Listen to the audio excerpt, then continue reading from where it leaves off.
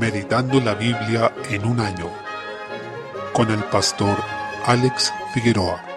Día 27, mes 10. Jeremías capítulo 51. Continúan las profecías del Señor contra Babilonia. Dios ordenó la destrucción de esta nación mediante una invasión extranjera que la dejaría desolada, siendo esto una venganza por la destrucción de su templo. Con esto se aprecia la soberanía de Dios sobre las naciones, pues tal como levantó a Babilonia como instrumento de juicio, ahora levantaría a otras naciones para juzgar a Babilonia. Recordemos que esto se cumple de manera inmediata en el pueblo conocido con este nombre, que fue un imperio que tuvo un momento histórico en el que se manifestó en esplendor en medio de las naciones. Sin embargo, también se cumple de manera final en la Babilonia espiritual, que es todo el sistema humano de maldad, y así lo toma el libro de Apocalipsis, que considera muchas de las palabras que están escritas en Isaías y en Jeremías, específicamente en estos capítulos que estamos revisando. Entonces, luego cita a Babilonia en Apocalipsis, pero refiriéndose no a la nación física, porque ella ya no existía como tal, sino a la Babilonia espiritual, que es este sistema humano de maldad al que me he referido. Por tanto, debemos entender esta doble dimensión en las profecías que leemos en este capítulo, pues la misma Biblia le da este alcance. Se ordena al pueblo de Dios huir de en medio de Babilonia, versículo 6, tal como se venía haciendo desde el capítulo anterior. La única actitud posible con Babilonia es huir para no ser condenado con ella. No podemos coquetear con este sistema humano de maldad, no podemos quedarnos mirando sus vitrinas, los productos que nos ofrece, ya que si nos dejamos seducir por todos los encantos inmundos que nos ofrece esta ciudad, que luego sería descrita en Apocalipsis como la gran ramera, pereceremos con ella. Esta ciudad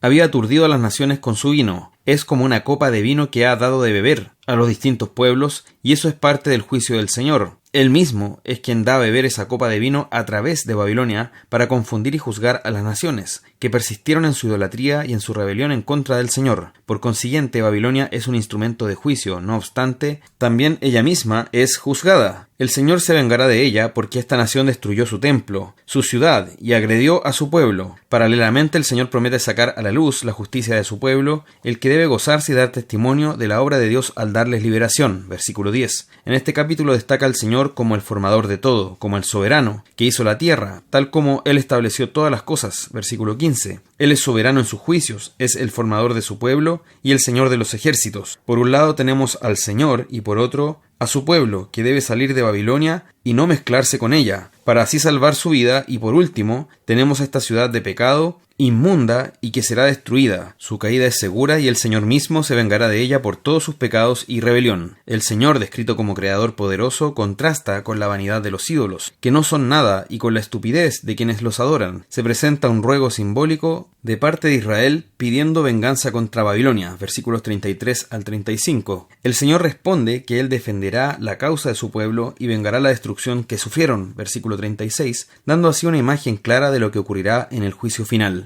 Este juicio contra los impíos y sus dioses falsos debe causar gozo a su iglesia y a la creación. Versículos 45 al 48. Por más alto que los impíos edifiquen su rebelión, de allí serán derribados por el Señor. Versículo 53. Salmo 99. Desde el versículo 1 se presenta la soberanía absoluta de Dios, declarando que Jehová reina, relacionándolo con el juicio de los pueblos y cómo éstos temerán delante de él. Esto es una relación constante que hacen los salmos, pues declaran que el Señor reina y es quien juzgará, pues está sobre todas las naciones y ellas se rendirán ante él. Esto a su vez implica declarar que todos los pueblos le pertenecen y le deben obediencia, y que tiene la autoridad y el poder tanto para gobernarlos como para juzgarlos. Por eso dice: Jehová en Sión es grande y exaltado sobre todos los pueblos. Versículo 2. Lo que es significativo porque Sión era el monte donde estaba asentada Jerusalén y por extensión el reino de Dios visible en la tierra, que se manifiesta en su pueblo. En consecuencia, esto se aplica hoy plenamente a la iglesia, en la que el Señor es grandemente exaltado, ya que es el lugar en que se ve su gloria, gracia y poder. Desde el versículo 3, el salmista exhorta a alabar al Señor por su justicia y santidad. Se menciona en 3 ocasiones que el Señor es santo, versículos 3, 5 y 9. Y se manda a su pueblo a invocar, alabar y alegrarse en el Señor, exaltando su nombre y postrándose delante de él, precisamente porque Él es santo y reina sobre toda la tierra. Él es grande y temible, digno de que nos postremos ante sus pies. Desde el versículo 6 se expone la misericordia de Dios a su pueblo en la historia y la necesidad de exaltarlo. Se nos ordena invocar el nombre del Señor, y una poderosa razón para hacerlo,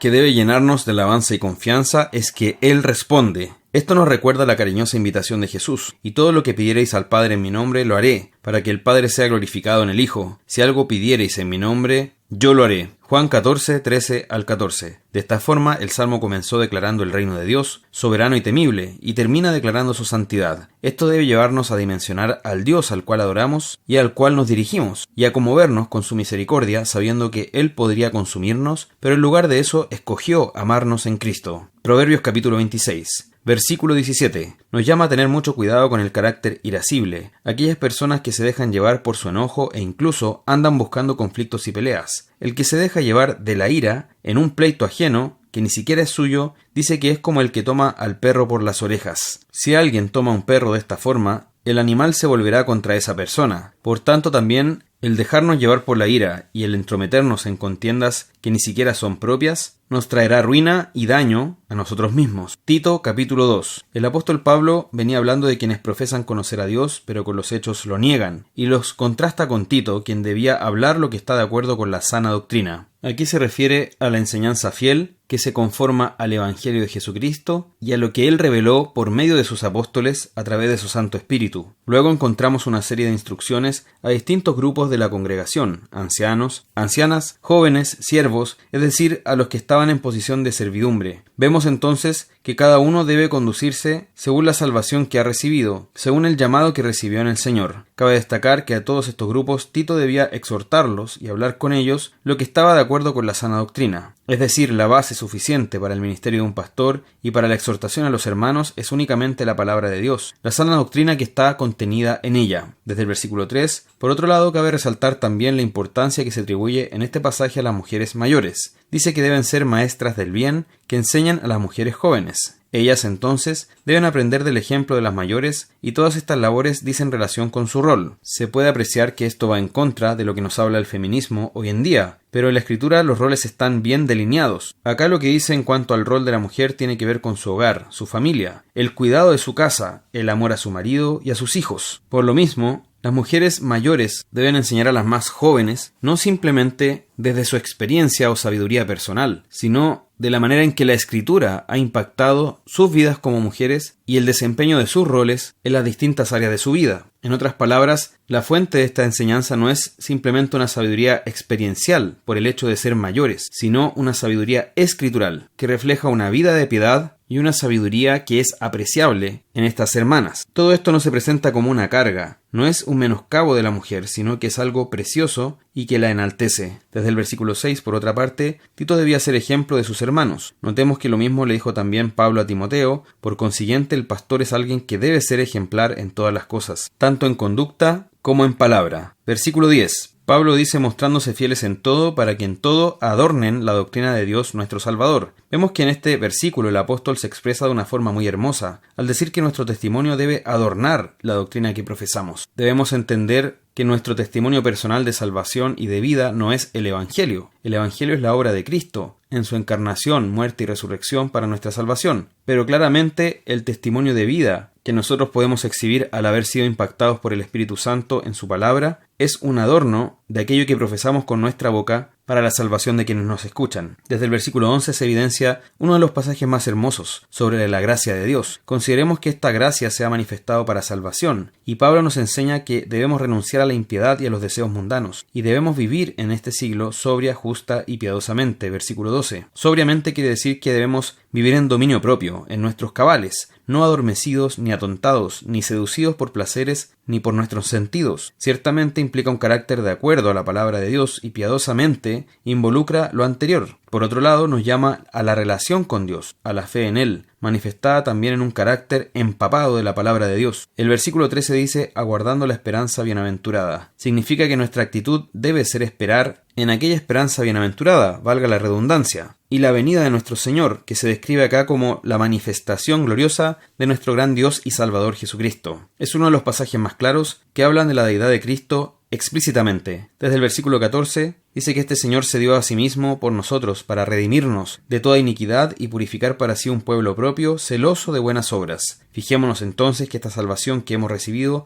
es por gracia, no por obras, pero se debe manifestar en una vida en que estemos limpios de toda maldad y seamos puros, y como pueblo de Dios seamos celosos de buenas obras. Notemos que aquí no está diciendo que debemos ser celosos de buenas obras para así llegar a ser pueblo de Dios, sino que el pueblo de Dios es celoso de buenas obras. Entonces, ¿cómo reconocemos nosotros si alguien pertenece o no al pueblo de Dios? Porque es celoso de estas buenas obras. Quiere que su vida sea un reflejo de la voluntad de Dios, de la ley de Dios. Quiere que su vida sea pura, limpia de toda maldad. Esto entonces debía hablar, exhortar y reprender Tito, con toda autoridad y sin ser menospreciado por nadie. Versículo 15. Cabe señalar que acá el apóstol le da toda la autoridad, ya que ésta no viene de él, sino del mismo Señor y de la palabra. Por tanto, los pastores debemos hablar, exhortar y reprender según estas cosas, sin ser menospreciados en esa labor. Y esto debemos hacerlo convencidos de que es la verdad todo suficiente, la verdad inspirada por el Señor, la verdad eterna y la voluntad perfecta de nuestro Dios. El Señor nos ayude en todas estas cosas a serle fieles, sabiendo que daremos cuenta ante el príncipe de los pastores, que no es otro que nuestro Señor Jesucristo.